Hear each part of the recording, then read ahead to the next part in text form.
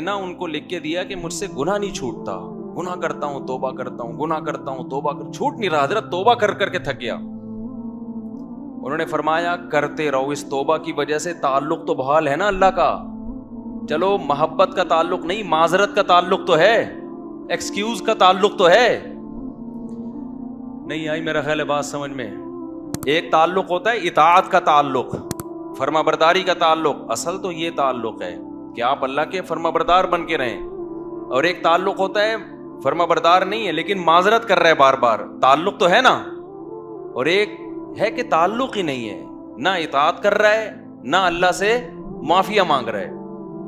آج مسلمان کا بہت بڑا مسئلہ کیا ہے کہ اللہ کو اس نے اپنی ڈکشنری سے نکالا، اب چند رسومات میں تو اللہ رہ گیا ہے، چند رسومات میں، لیکن ایسا مضبوط تعلق نہیں ہے کہ یہ اللہ آپ کو ڈپریشن سے نجات دے دے، یہ اللہ آپ کی ٹینشنیں دور کر۔ دیکھو جب آپ ٹینشن میں ہوتے، کوئی محبوب دوست مل کے آپ کے ساتھ ٹینشن شیئر کر لے تو آپ کو خوشی ہوتی ہے نا، آپ کہتے ہیں یار تمہاری وجہ سے میرا غم کیا ہو گیا ہے، ہلکا ہو گیا ہے۔ تو اللہ کی وجہ سے غم ہلکا کیوں نہیں ہو رہا؟ اس کا مطلب اللہ دوست ہی نہیں ہے، تعلق ہی نہیں ہے اللہ سے۔ تو خوب سمجھ لو رمضان اللہ نے کیوں دیا؟ اللہ سے تعلق پیدا کرنے کے لیے۔ جتنی عبادتیں ہیں بھائی تم اللہ سے کوئی دوستی لگاؤ، راز و نیاز کیا کرو اللہ تعالیٰ سے۔ تو اللہ سے جو دوستی ہے نا اور تعلق ہے، اس میں سب سے زیادہ پاورفل چیز کیا ہے؟ وہ ہے دعا۔ آج میں نے دیکھا ہے لوگ نماز پڑھ لیتے ہیں کسی نہ کسی درجے میں، تلاوت کر لیتے ہیں کسی نہ کسی درجے میں، صدقات و خیرات بھی ٹوٹے ویسے تو نہیں ہو رہے جیسے ہونے چاہیے، لیکن چلو ٹوٹے پھوٹے صدقات و خیرات بھی ہو جاتے ہیں، عمرہ بھی کر لیتے ہیں پیسہ اللہ دے دے، حج بھی کر لیتے ہیں، اللہ سے مانگنے کا شوق ختم، بس ایک فارمیلٹی پوری ہوتی ہے۔ اجتماعی دعاؤں میں، اجتماعی دعائیں ہوتی ہیں نا، اس میں آ رہے ہیں، اب تو بینر بھی لگ رہے ہوتے ہیں ہمارے یہاں، رو رو کے دعائیں مانگی جائیں گی، یعنی یہ بھی ایک انٹرٹینمنٹ کا ذریعہ بن گئی یہ چیز۔ میں کسی کی نیت پہ شبہ نہیں کر رہا، ٹی وی میں پروگرام دیکھ لو پہلے، کئی اب پتہ نہیں آ رہے ہیں کہ نہیں آ رہے، باقاعدہ ٹھیے لگ رہے ہیں، ٹھیک ہے نا، اور پورا ایک انٹرٹینمنٹ ہو رہی۔ پورے سال خدا کے سامنے کبھی آنسو بہانے کا موقع کی توفیق نہیں ہوتی، گڑ گڑانے کی توفیق نہیں ہوتی، بہت بڑی دل کے اجڑنے کی دلیل ہے۔ تو جتنے یہاں پر لوگ بیان سننے آئے ہوئے ہیں، اعتکاف میں آئے ہوئے ہیں، نیت کریں کہ اس دل جس میں وحشت پیدا ہو چکی ہے اللہ سے، دل کی اس وحشت کو ختم کرنا ہے۔ میں جب حضرت مفتی رشید احمد صاحب رحمہ اللہ سے بیعت ہونے کے لیے گیا تو حضرت نے ہمیں کچھ معمولات بتائے، وہ معمولات آپ نے نہیں کرنے ہیں۔ آپ کہیں وہ کون سے معمولات ہیں؟ وہ میں بھی بتاتا ہوں، لیکن وہ آپ کے کرنے کے نہیں ہیں، اس کی وجہ بھی بتاؤں گا کیوں نہیں ہے۔ تو حضرت نے فرمایا کہ رات کو کسی بھی وقت قبلہ رخ ہو کے بیٹھ جایا کریں، جیسے بیٹھنا سہولت سے ممکن ہو، یعنی جس پوزیشن میں بیٹھنے میں سہولت۔ پھر کیا کرنا ہے؟ 10 دفعہ درود شریف پڑھنا ہے نبی صلی اللہ علیہ وسلم کے احسانات کو سوچ کے، پھر 10 دفعہ استغفار پڑھنا ہے اپنے گناہوں کو یاد کر کے، اور پھر ایک مراقبہ کرنا ہے۔ مراقبہ کیا؟ کہ اگر آپ کسی جگہ خوبصورت باغیچہ لگانا چاہتے ہیں، خوبصورت پھول لگانا چاہتے ہیں، پھلدار درخت لگانا چاہتے ہیں، تو پہلے وہاں سے جھاڑیاں صاف کرنی پڑیں گی کہ نہیں کرنی پڑیں گی؟ بولو نا خواتین، خوب غور سے بیان سنیں۔ آج کل خواتین میں بھی گھروں میں معمولات کا رواج ختم، موبائل آ گیا ہے ہاتھ میں۔ ہم اپنی دادیوں نانیوں کو دیکھتے تھے، مصلے سے محبت تھی ان کو۔ آج ہم عصر کے بعد نا بات کر رہے تھے کہ فٹنس، فزیکل فٹنس کی نا، مجھ سے اکثر لوگ آ کے پوچھتے ہیں نا آپ اتنے باریک کیوں ہیں؟ ٹھیک ہے، تو میں تو کچھ کوئی خاص نہ کوئی بہت زیادہ ایکسرسائز ہیں، پراٹھے وراٹھے پڑتا رہتا ہوں۔ تو میں بتا رہا تھا کہ پہلے زمانے کے لوگ تو کوئی ٹریننگ نہیں تھی، کوئی فزیکل فٹنس کی چیزیں نہیں تھی، پھر بھی فٹ تھے۔ تو مجھے اپنی دادی یاد آ رہی تھی۔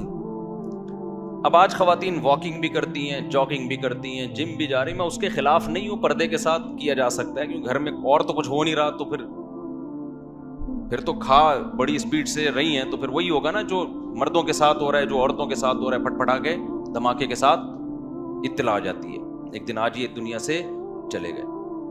لیکن ہم جب پرانی عورتوں کو دیکھتے ہیں, اپنی دادیوں نانیوں کو, تو انہوں نے تو ایک ایک تخت پہ پوری پوری عمریں گزار دی. میں اپنی دادی کو میں نے میرا خیال ہے 20 سال دیکھا ہے, 20 سال اپنی دادی کے ساتھ گزارے. تو 20 سال سے میں ان کو تخت پہ ہی دیکھ رہا تھا. ایک تخت تھا, شاید ان کو جہیز میں 1903 میں ملا ہو کہیں, یا 1904-05 میں کہیں جا کے ملا ہو. اس کے اوپر ایک چادر تھی, اس کے اوپر ایک دری تھی, اس کے اوپر ایک اور چادر تھی, اس کے اوپر ایک اور دری تھی. ایک دری کے نیچے کیلا رکھا ہوا ہوتا تھا, دوسری دری کے نیچے کوئی پیسے ویسے رکھے ہوئے ہوتے تھے. ان کے مختلف چیزیں تھیں. پان بھی کھاتی تھیں. وہ تھا سروتا ہوتا تھا نا, اب تو یہ لفظ ڈکشنری سے غائب ہو رہے ہیں. سروتا نہیں ہوتا وہ جو کاٹنے والا, پھر چھوٹا سا پان ہوتا تھا, تمباکو لگایا اور رکھ لیا. اسی تخت پہ میں نے ان کو دیکھا. 20 سال انہیں گزارے, اور 85-90 سال کی عمر میں ان کا انتقال ہوا ہے. نہ کوئی واکنگ تھی, نہ کوئی جاگنگ تھی, نماز, تسبیحات, تھوڑا بہت غیبتوں میں ٹائم گزرتا تھا, اللہ معاف فرمائے وہ غلط تھا. زیادہ ٹائم کس میں گزرتا تھا؟ نماز میں. روزے رکھتی تھیں شوال کے, رمضان میں کئی قرآن ختم ہو جاتے تھے, حالانکہ نظر کمزور ہو گئی تھی, اتنے موٹے موٹے چشمے لگا کے قرآن پڑھے جا رہے ہیں. میں حیران ہوں آج کل عمریں کتنی چھوٹی ہو گئی ہیں. بات کیا ہے بھائی؟ کسی نہ کسی درجے میں اللہ سے تعلق تھا, ٹینشنیں نہیں تھی, ڈپریشن نہیں تھی جو یہ ہے. ان کی ڈپریشنیں اللہ سے دعائیں مانگ کے ختم. انہوں نے بہت سارے غم بھی دیکھے, جوان موتیں دیکھی ہیں. مجھے دادی نے بتایا کرتی, پتہ نہیں کتنے میرے بچے پیدا ہو کے فوت ہوئے ہیں.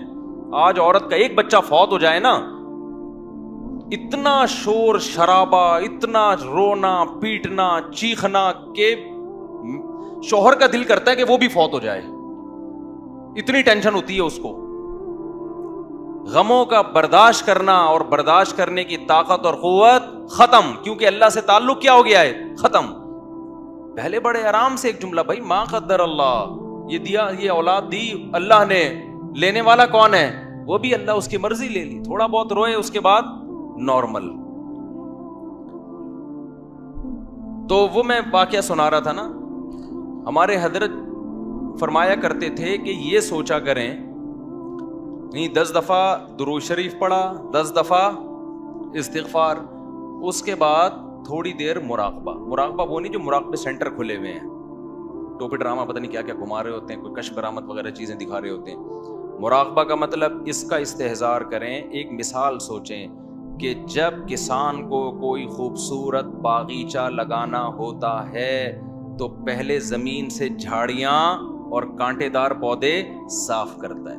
ایسا ہی نہیں لا کے کاشتکاری کر دی جاتی اچھی چیزوں کے لیے. جھاڑیاں اور خاردار پودے لگانے کے لیے ٹریکٹر چلانے کی ضرورت نہیں ہے, وہ خود بخود اگ جاتے ہیں. سیب, انار, انگور, ناشپاتی, گندم, چاول, یہ چیزیں لگانے کے لیے کیا چاہیے؟ جلدی میں مختصر بیان کرنے کا میرا ارادہ ہے, ذرا آپ میرا ساتھ دیں تاکہ بات بیٹھ جائے دماغ کے اندر. تو یہ چیزیں لگانے کے لیے کیا چاہیے بھائی؟ پہلے جھاڑیاں صاف کی جائیں گی, اس کے بعد پھول لگتے ہیں. تو حضرت فرمایا کرتے تھے, یہ سوچا کریں کہ میرے دل میں اللہ کی محبت کے پھول اس وقت تک نہیں لگیں گے جب تک دنیا کی محبت کی خاردار جھاڑیاں صاف نہیں ہوں گی. گاڑیوں کی محبت, پیسے کی محبت, شہرت کی محبت, عیاشی کی محبت, میرا بحریہ ٹاؤن میں پلاٹ کیوں نہیں ہے, میرے پاس اتنا پیسہ کیوں نہیں ہے, میں بہت اچھے اسکول میں کیوں نہیں پڑھ پا رہا, میں بہت اچھی یونیورسٹی میں کیوں نہیں پڑھ پا رہا, میں ابھی تک انڈا موڑ پہ کیوں بیٹھا ہوا ہوں, ڈیفینس میں گھر کیوں نہیں ہے میرا. یہ مردار ہے بھائی, بے وفا چیزیں جن سے آپ نے دل لگایا ہوا ہے, روٹنے والی چیزیں ہیں. جو اتنے بڑے بڑے ترقی کر کے کہاں پہنچ گئے, تھوڑے دن میں کہاں جاتے ہیں وہ؟ قبر کے اندر کیڑے کھا رہے ہوتے ہیں ان کی لاشوں کو. جا کے دیکھا کرو نا, جا کے دیکھ لیا کرو, مرے ہوئے ہوتے ہیں, سڑے ہوئے, بو آ رہی ہوتی ہے ان کے اندر سے. ہمارے ایک جاننے والے, انہوں نے بتایا کہ آپ سے ایک سیٹھ صاحب ملاقات کرنا چاہتے ہیں. بہت بڑے سیٹھ, وہ بلڈر تھا, بہت بڑا, بہت ہی بڑا بلڈر. تو انہوں نے مجھے 2-3 دفعہ کہا آپ سے ملنا چاہتے ہیں. میں نے کہا مل لیں. کہتے نہیں بھائی وہ اصل میں ان کی سیکیورٹی بہت ہے, تو وہ کیونکہ بہت زیادہ پیسہ ہے تو سیکیورٹی بھی اسی حساب سے, جتنا زیادہ پیسہ آتا ہے نا, پیسے کا گراف جتنا اوپر جاتا ہے موت کا خطرہ بھی اسی حساب سے اتنا. عزت اور شہرت یہ دو چیزیں ایسی ہیں جتنی بڑھیں گی موت کا خطرہ اتنا ہی بڑھے گا. جو غریب آدمی اور مشہور بھی نہ ہو وہ ٹرک کے نیچے آگے بھی نہیں مرتا, میں نے اکثر دیکھا, پھر بھی بچ جاتا ہے, پھر بھی کہیں نہ کہیں سے بچ ہی جائے گا وہ. جتنی عزت بڑھتی چلی جائے گی نا آپ کی اور جتنا پیسہ آتا چلا جائے گا موت کا چانس اسی حساب سے, کیونکہ حاسدین بڑھتے چلے جاتے ہیں نا. تو انہوں نے مجھے بتایا کہ بھائی وہ اتنا پیسے والا بلڈر ہے, وہ یہ فلانا پروجیکٹ اس کا چل رہا ہے, فلانا پروجیکٹ اس کا چل رہا ہے, تو مفتی صاحب جانا پڑے گا, وہ بہت عقیدت مند ہے آپ کا, تو جانا پڑے گا. ایکچولی وہ بڑا پروٹوکول ہوتا ہے ان لوگوں کا. میں نے کہا چلو آپ اتنا اصرار کر رہے ہیں اور آپ کے تعلق ہے میرا, میں تو آپ کو جانتا ہوں, اس کو تو نہیں جانتا, آپ سفارش کرنے تو مل لوں گا. تھوڑے دن میں انہوں نے مجھے بتایا کہ بھائی اس کا انتقال ہو گیا. کیا ہو گیا بولو؟ انتقال. میں نے کہا بھائی کل پرسوں تو ملاقات کی باتیں ہو رہی تھیں. انہوں نے کہا بس وہ ہارٹ اٹیک ہوا اور دار فانی سے ہمیشہ کے لیے چلے. اب اتنا بڑا آدمی ہارٹ اٹیک اتنے آرام سے ہوتا نہیں ہے. یہ ہم غریبوں والے حساب نہیں ہوتے. ان کی cholesterol level, lipid profile, blood pressure, مشینیں ان کے ساتھ ساتھ چلتی ہیں. غریب آدمی کو تو جب رگ پھٹتی ہے تو پتہ چلتا ہے, 6 مہینے بعد پتہ چلتا ہے کہ ہوا کیا تھا اس کے ساتھ, کیونکہ کوئی ٹیسٹ کوئی رپورٹ ہے اس کے پاس بولو نا ہوتی نہیں ہے. گٹکے کھا کھا کے منہ کے کینسر کو بھی چلاتے رہتے ہیں کئی سال تک. یہ گٹکے بھی غیر معیاری ہیں نا ان کے. تو یہ جو اتنا مالدار آدمی اچانک سے اس کی موت ہو گئی, تو آپ کا کیا خیال ہے یہ اچانک ہو گئی ہوگی؟ بھائی ان کو تو رپورٹیں ان کے پاس ہوتی ہیں, شوگر چیک کرنے کی مشینیں ہر وقت, 2-4 ڈاکٹر ہر وقت. پھر بھی اللہ بتاتا ہے جب موت کا وقت آتا ہے سیکنڈوں کے اندر موت دیتا ہوں میں.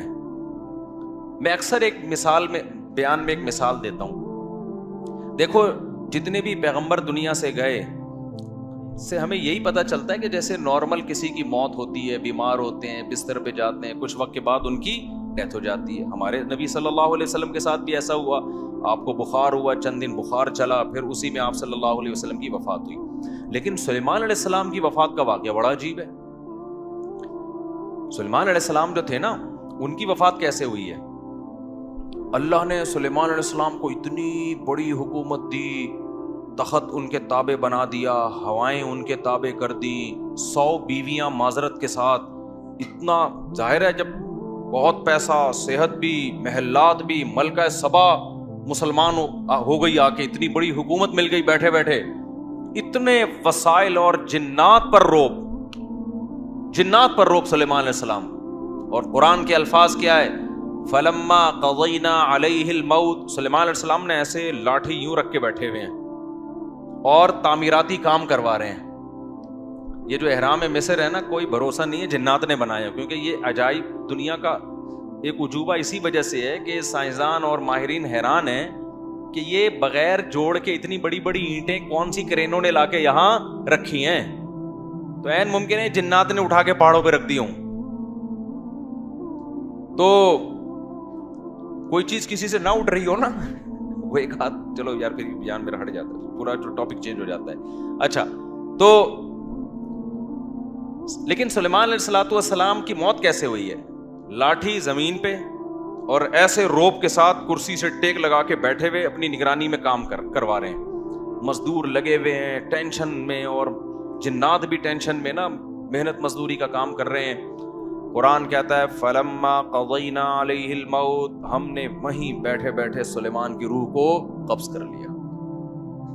انبیاء کے ساتھ معاملہ یہ ہوتا ہے کہ موت کے بعد پیغمبروں کا جسم خراب نہیں ہوتا, نہ ان کے جسم میں ذرہ برابر بھی کوئی تبدیلی آتی ہے. بالکل موت کے بعد ایسے لگتے ہیں جیسے زندہ ہیں, کوئی ان کے چہرے پہ تبدیلی نہیں آتی. ہزاروں سال گزر جائیں, لاکھوں سال گزر جائیں, اللہ نے پیغمبروں کے جسموں پہ نا, مٹی پہ پیغمبروں کے جسموں کو حرام کر دیا ہے. تو اب سلیمان علیہ السلام ایسے بیٹھے ہوئے ہیں اور آپ کی موت واقع ہو گئی. جنات لگے ہوئے ہیں کہ وہ سمجھ رہے ہیں کہ یہ کیا ہیں, زندہ ہیں. قرآن کہتا ہے کہ دیمک نے ان کی لاٹھی کو کھانا شروع کیا زمین میں. دابۃ الارض تاکل من سأتا, وہ زمین کا کیڑا جو تھا نا, وہ کھاتے کھاتے جب وہ بیلنس آؤٹ ہوئے تو سلیمان علیہ السلام دھڑام سے زمین پہ گرے. تبینت الجن, جنات کو پتہ چلا, او بھائی یہ کیا ہو گیا, اب سوال پیدا ہوتا ہے، اے اللہ تیرے اتنے محبوب پیغمبر جن کی تو اتنی تعریفیں کر رہا ہے اور تو نے ان کو دنیا میں ایسی حکومت دی، قرآن کہتا ہے کہ نہ ان سے پہلے ایسی حکومت کسی کو ملی نہ ان کے بعد ملے گی ایسی حکومت، اتنے وسائل، اتنی دولت، اتنی پاورفل ریاست،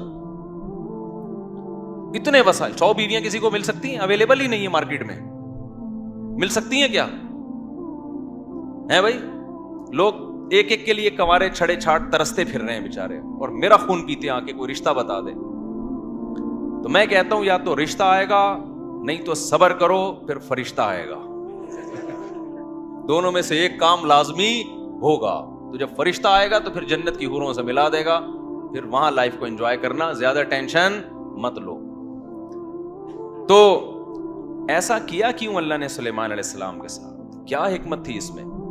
بھائی اللہ یہ بتانا چاہتا ہے کہ ٹھیک ہے سلیمان کو میں نے خوش ہو کے دنیا دی ہے نا، لیکن میں تمہیں یہ بتانا چاہتا ہوں کہ یہ دنیا میں کسی کو ناراض ہو کے دوں یا خوش ہو کے دوں، چھیننے میں چند سیکنڈ بھی نہیں لگتے ہیں، اصل آخرت ہے۔ جب سلیمان کو دنیا اتنی دے دی اللہ نے اور چند سیکنڈ میں پوری دنیا ایک دم میں واپس لے لی، تو میں اور آپ کس کھیت کی مولی ہیں؟ ہم سمجھے جی میں نے اپنا گھر بنایا، اپنا خود میں نے دروازہ لگایا اس میں، اب میں کرائے کے گھر پہ نہیں رہتا، اب یہ میٹر بھی میرے نام کا ہے۔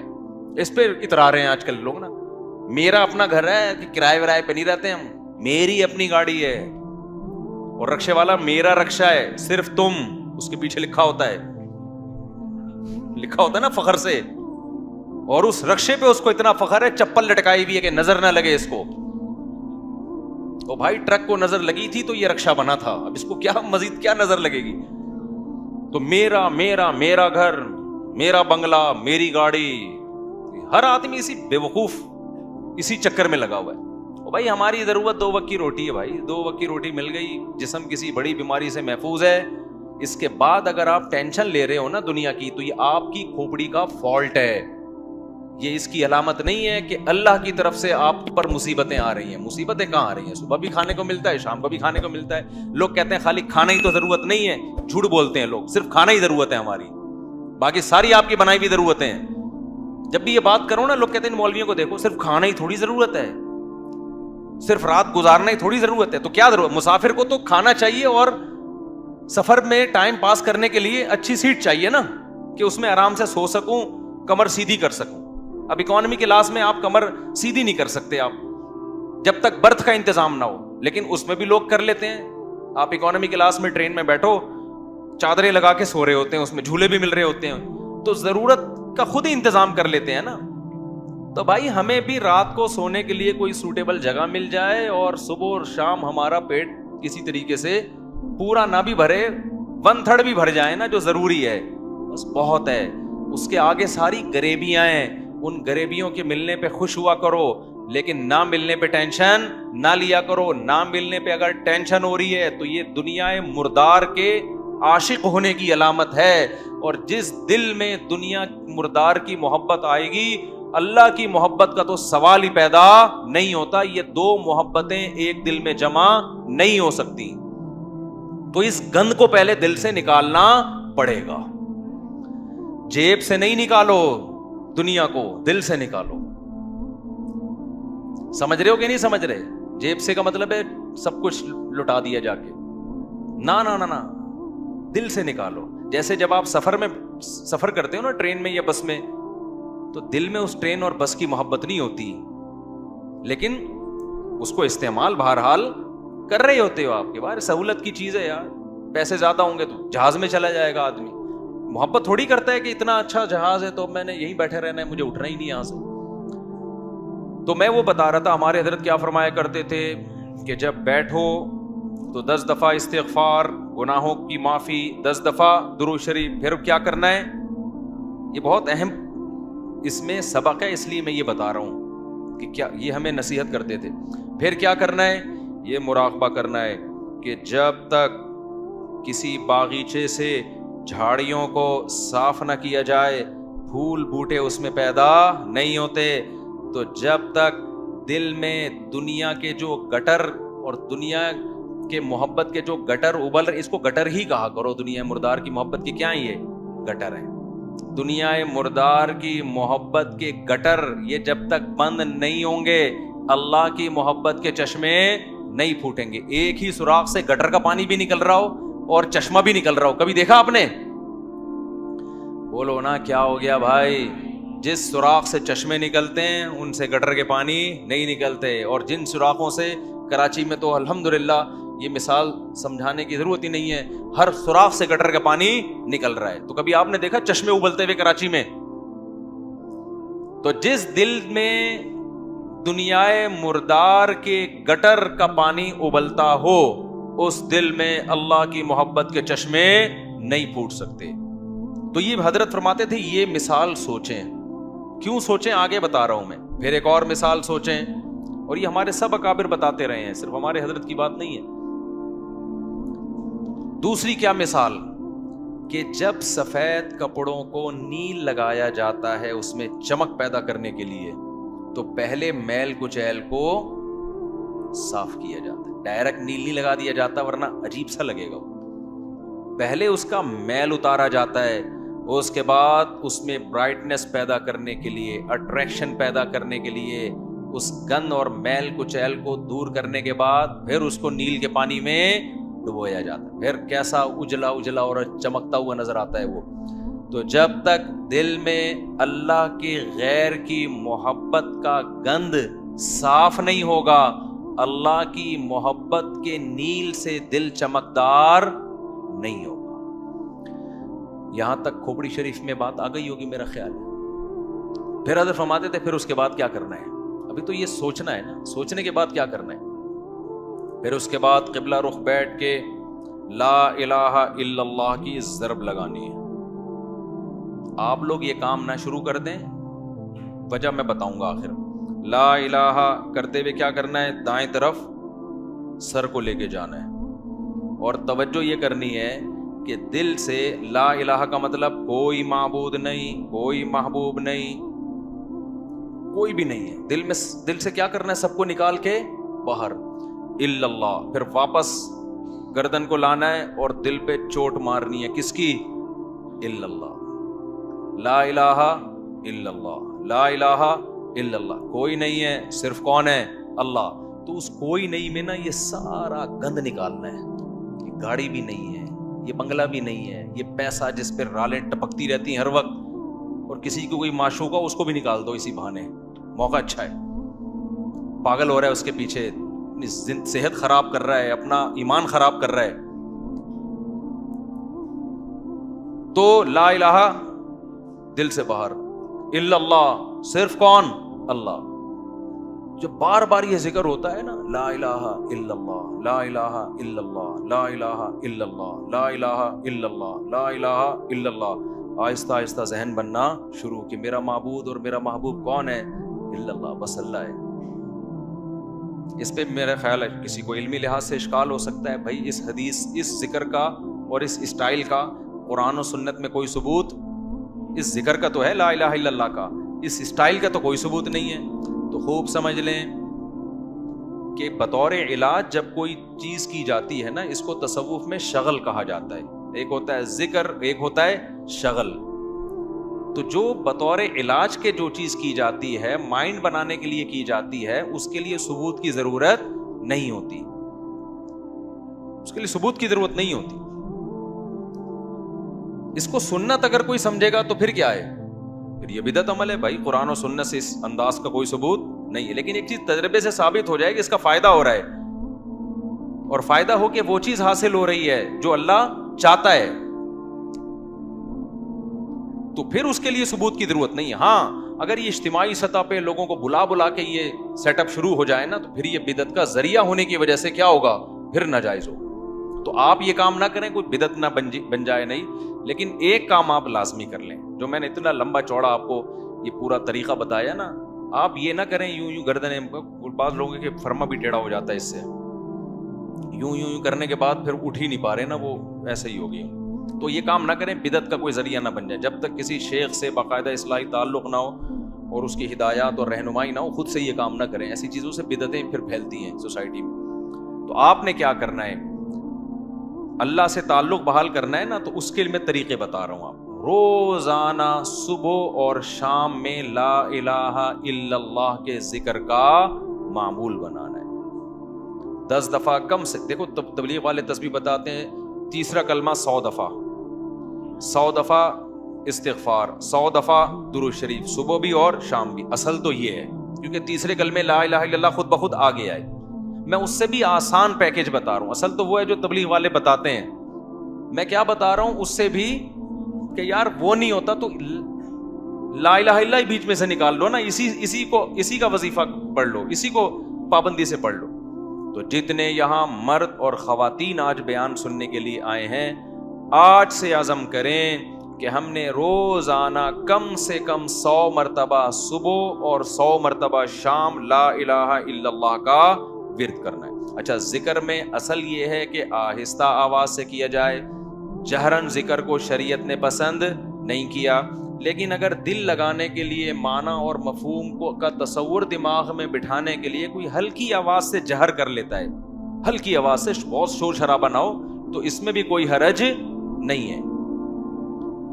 تو آپ نے کیا کرنا ہے، یہ 2 مثالیں صبح سوچنی ہے. صبح کے وقت کر لیں اور شام کے وقت کر لیں. بیٹھیں قبلہ رخ ہو کے، 10 دفعہ استغفار اپنے گناہوں کو یاد کر کے، 10 دفعہ درود شریف پڑھ لیا. اس کے بعد ہلکی آواز میں لا الہ مزے لے لے کے ذکر کرنا ہے، ترخانہ نہیں ہے. 100 دفعہ نہیں ہو رہا نا، 50 دفعہ کر لو. وہ کام جو تھوڑا ہو پابندی کے ساتھ ہو. اللہ کو زیادہ محبوب ہے اس کام سے جو بہت زیادہ ہو لیکن اس کی پابندی نہ ہو. تو کیا کرنا ہے، ہلکی آواز سے لا الہ الا اللہ، لا الہ الا اللہ. اور تصور کوئی نہیں ہے. لا الہ کا مطلب اللہ قرآن میں کہتے ہیں افرأیت من اتخذ الہہ ہواہ. تم نے ایسے لوگ دیکھے جن کا معبود ان کی خواہشات ہیں، خواہشات کو اپنا خدا بنایا ہوا ہے. تو لا الہ میں آپ نے کیا تصور، میری خواہشات میرا خدا نہیں. جس کے دل میں بھی، وہ ہر آدمی کو پتا ہے مجھے کس سے زیادہ عشق چڑھا ہوا ہے آج. گاڑی سے زیادہ ہے، بنگلے سے زیادہ ہے، بحریہ ٹاؤن سے زیادہ ہے. یہ کس سے ہے؟ جو گھسا ہوا ہے نا دل کے اندر. کسی کو کسی چیز سے ہوتا ہے، کسی کوئی. یہ جو عاشق ہوتے ہیں نا جن کو حرام عشق ہو جاتے ہیں، ان کو کہا جاتا ہے اس محبوبہ کا تصور کر کے دماغ سے نکالو جو حرام عشق ہے. سمجھتے ہو کہ نہیں سمجھتے؟ تو آج سے یہ وعدہ کرتے ہیں کہ نہیں کرتے؟ 10 دفعہ استغفار، 10 دفعہ درود شریف. پھر یہ مثال بھی سوچنی ہے کہ جب تک جھاڑیاں صاف نہ کی جائیں، پھول بوٹے اس کھیتی میں پیدا نہیں ہوتے. تو میں نے بھی جب تک یہ گند اپنے دل سے نہیں نکالوں گا نا، اس وقت اللہ کی محبت کے چشمے نہیں پھوٹیں گے. اسی نیت سے کہتا ہوں لا الہ کوئی نہیں ہے الا اللہ. صرف کون ہے؟ خدا کی قسم لا الہ الا اللہ اگر آپ نے چند مہینے کر لیا، اتنا فائدہ ہوگا کہ آپ کی زندگی تبدیل ہو جائے گی. اور جتنے نفسیاتی ڈاکٹر جو آپ کو مختلف قسم کی ڈپریشنوں کے علاج بتا رہے ہیں نا، سارے فیل ہیں اس کے سامنے. لیکن شیطان کرنے نہیں دیتا کام. 2 دن کریں گے صوفی بن کے بیٹھ جائیں گے، اس کے بعد ابے یہ تو ایسی ہی، تو کچھ فائدہ تو ہو نہیں رہا. چھوڑو یار، اللہ کا نام لینے کی توفیق تو مل رہی ہے نا. فائدے کو مت دیکھو، یہ نہیں دیکھنا کہ فائدہ ہو رہا ہے کہ نہیں ہو. بس نام بھی اللہ کا لینے کی توفیق مل گئی تو یہ فائدہ بھی بہت ہے، لیکن ہوگا فائدہ انشاءاللہ. ایک کام یہ کرنا ہے پوری زندگی پابندی کے ساتھ. اور اگر کسی سے بیٹھا نہیں جاتا، بعض لوگ ایسے ہیں کہ ان کے اسپرنگ لگے ہوئے ہیں، وہ ایک جگہ بیٹھ ہی نہیں سکتے. جہاں بیٹھیں گے اسپرنگ ان کو اٹھا کے دوسری جگہ لے جائے گا، وہاں بیٹھیں گے اسپرنگ اٹھا کے ان کو تیسری جگہ لے جائے گا. وہ بیٹھ ہی نہیں سکتے. تو چلتے پھرتے کر لو یار. جس طرح آپ کا دل لگ رہا ہے، آپ کا دماغ معنی اور مفہوم کی طرف جا رہا ہے، اس طرح کر لو. سمجھتے ہو کہ نہیں سمجھتے؟ نہیں بیٹھا جا رہا، چلتے ہوئے کر لو، ڈرائیونگ کے دوران کر لو، لیکن ترجمہ اور مفہوم سوچ کے یہ ذکر کرنا ہے. سمجھتے ہو؟ دوسرا کام، اللہ سے تعلق بحال کرنے کے لیے روزانہ ایک ٹائم دعا مانگنے کا معمول بناؤ. اللہ سے گڑ گڑا کے دعا مانگا کرو، دل لگے یا نہ لگے. باتیں کرنا سیکھو. لوگ کہتے ہیں ہمارے پاس الفاظ ہی نہیں ہوتے دعا کے. آ جائیں گے آہستہ آہستہ. جب کرتے رہو گے نا، الفاظ بھی اللہ سکھا دے گا. آدم علیہ السلام نے جب توبہ کی ہے، قرآن سے پتہ چلتا ہے ان کے پاس الفاظ نہیں تھے کہ اللہ سے کیسے توبہ کروں. میں پریشان تھے، توبہ کے الفاظ نہیں تھے. قرآن کہتا ہے فَتَلَقَّى آدَمُ مِن رَبِّهِ، رب نے آدم کو سکھائے الفاظ کہ یہ الفاظ سے دعا مانگو. تو جب آپ اللہ کے سامنے گڑ گڑاؤ گے تو انشاءاللہ اللہ آپ کو الفاظ بھی سکھاتا رہے گا. دعا ہی میں ایک اور کام کرو, ایک کتاب آتی ہے مناجات مقبولہ. کیا نام ہے کتاب کا؟ مولانا اشرف علی تھانوی رحمہ اللہ تعالی نے قرآن اور سنت میں صحیح احادیث میں جتنی دعائیں ہیں ان تمام دعاؤں کو ایک چھوٹے سے کتابچے میں جمع کر لیا. یہاں تک بات کلیئر ہو گئی. پھر کیا کیا ہے؟ اب ساری دعائیں روزانہ مانگنا تو بڑا مشکل ہے, تو بہت ساری دعائیں ہیں, تو انہوں نے ان ساری دعاؤں کو 7 حصوں میں ہفتے کے 7 دنوں میں ڈیوائیڈ کر دیا ہے. اس سے وہ پڑھنا کیا ہو گئی ہیں؟ آسان. پھر لکھ دیا ہے ہفتے کی دعائیں, اتوار کی دعائیں, پیر کی دعائیں, منگل کی دعائیں, بدھ کی دعائیں, جمعرات کی دعائیں, جمعے کی دعائیں. تو جہاں جمعے کی دعا اسٹاپ ہو رہی ہے وہیں اسٹاپ کر دو, کیونکہ اب جو مناجات مقبولہ مل رہی ہے اس میں پھر لوگوں نے اپنی گریویاں بھی بہت آگے لگا دی ہیں. تو آپ نے یہاں, میرا خیال ہے میں نے ساتھیوں سے کہا تھا رکھوائیں مناجات مقبولہ, کوئی بزنس نہیں ہے, پتہ چلا مجھ سے صاحب منجن بیچنے اپنی کتابیں بیچ بغیر پروفٹ کے, یہاں میرا خیال ہے مل جائیں گے. تو میں نے بولا تھا سب کے لیے لے کر آؤ, بس یہ تو اللہ ان سب کو ہدایت دے. کل سے میں چیخ رہا ہوں کہ لوگ زیادہ ہوں گے, مناجات مقبولہ بہت زیادہ تعداد میں ہونی چاہیے تاکہ سب لوگ خریدیں. جی چلیں, آپ یہاں 150 ہوں گے اعتکاف والوں کے لیے, لیکن کسی کو فری پھوکٹ میں نہیں دینا ہے. فری والا کام ہمیشہ اس کا کوئی فائدہ نہیں ہوتا, پیسے خرچ کر کے لینی ہے, کوئی پروفٹ نہیں ہے. باقی لوگ بنوری ٹاؤن سے بھی ملتی ہے, ہر جگہ سے مل جاتی ہے, ٹھیک ہے نا. وہ کتاب خواتین بھی رکھیں, مرد حضرات بھی گھر میں رکھیں. اس سے فائدہ کیا ہوگا؟ ویسے الگ سے بھی دعا ہاتھ اٹھا کے اخپل طریقے سے مانگے, رٹے رٹے الفاظ نہ ہو, آپ کے اپنے الفاظ ہوں. اور دوسرا, اس دعا کو بھی روزانہ پڑھنے کا معمول بنائے. اس سے فائدہ کیا ہوگا؟ اس میں قرآن و سنت کی جتنی دعائیں, پیغمبروں کی دعائیں ہیں, اللہ نے جو دعائیں ہمیں خود سکھائی ہیں, وہ ساری ایک ہفتے میں آپ مانگ لو گے. تو یہ کوئی کم فضیلت ہے؟ بہت بڑی فضیلت ہے. اور پھر ایک اور خاندانی فائدہ ہوگا, جب آپ وہ پابندی سے پڑھنے کا معمول بناؤ گے نا, تو 6-7 مہینے, سال کے بعد جا کے وہ ساری دعائیں آپ کو یاد ہونا شروع ہو جائیں. ایک وقت آئے گا آپ کے سینے میں دعاؤں کا بہت بڑا ذخیرہ ہوگا. تو معمول بناؤ گے کہ نہیں بناؤ گے؟ مناجات مقبولہ خریدیں. اس کا یہ مطلب نہیں کہ الگ سے دعائیں نہیں, وہ الگ سے مانگنی ہے. کتنے کام ہو گئے؟ 3 کام. چوتھا کام دعا, وہ تو میں پہلے بتا چکا ہوں, یہ تیسرے کام میں آ گیا. چوتھا کام آپ نے کیا کرنا ہے؟ روزانہ کم سے کم 1 پارے کی تلاوت کرنی ہے. موبائل سے جان چھوٹے گی نا, لوگ کہتے ہیں پھر بھائی سارا دن موبائل میں لگے رہتے ہیں, تو موبائل نہیں ہو تو کیا کریں. تو یہ کام کریں گے تو پھر تھوڑا بہت موبائل کے لیے وقت بھی آپ کو مل جائے گا. تو پہلے اپنے آپ کو اچھے کام میں بزی تو کریں نا. تو کیا کرنا ہے؟ روزانہ 1 پارہ قرآن کی تلاوت. اگر آپ اٹک کے پڑھتے ہیں, 1 پارہ پڑھنا بہت مشکل ہے, تو ٹائم کر لیں آپ کہ میں روزانہ آدھا گھنٹہ قرآن مجید کی تلاوت کروں گا. یہ بھی مشکل لگ رہا ہے تو زیادہ فنٹر بننے کی ضرورت نہیں ہے, آپ کہیں 25 منٹ کروں گا. یہ بھی مشکل لگ رہا ہے تو کوئی بات نہیں, 20 منٹ پہ لے آئیں. یہ بھی مشکل لگ رہا ہے 15 منٹ پہ لے آئیں.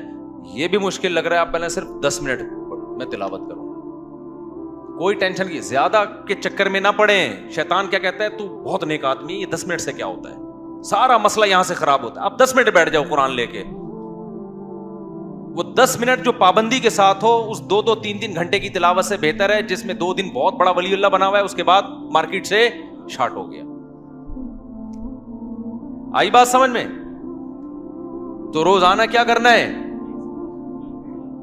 تلاوت کا معمول بنانا ہے. کتنے کام ہو گئے؟ 4. 5واں کام کیا کرنا ہے آپ نے؟ دیکھو قرآن میں تہجد کی اتنی زیادہ فضیلت اللہ نے بیان کی ہے نا, کہ ایسا لگتا ہے کہ جو جنت میں جائیں گے وہ تہجد تو پڑھتے ہی ہوں گے لازمی. یعنی قرآن سے ایسا لگتا ہے, کہیں بھی ایسا نہیں ہے کہ جنتیوں کی صفت بیان کی اور تہجد کا اس میں تذکرہ نہ ہو. تو ہمت کر کے نا رات کو 2 سے 4 رکعتیں کم از کم پڑھنے کا معمول بنا لو. اور اس 4 اور جو دعا کرو گے نا وہ اسی 4 رکعتوں کے بعد, وہ جو ایک معمول میں نے بتایا نا دعا کا, کیونکہ سب سے زیادہ قبولیت کا وقت کون سا ہے؟ رات کا آخری سے. تو ہماری خواتین کو بھی ان چیزوں کا اہتمام کرنا چاہیے, اور ہمارے مردوں کو بھی. آپ دیکھنا انشاءاللہ زندگی میں آہستہ آہستہ زبردست تبدیلی آنا شروع ہوگی, سکون آنا شروع ہوگا گھروں میں, اطمینان. ایک دم سے نہیں ہو جاتا سب کچھ, تھوڑا سا اللہ سے کنیکشن بحال ہونا شروع ہوگا.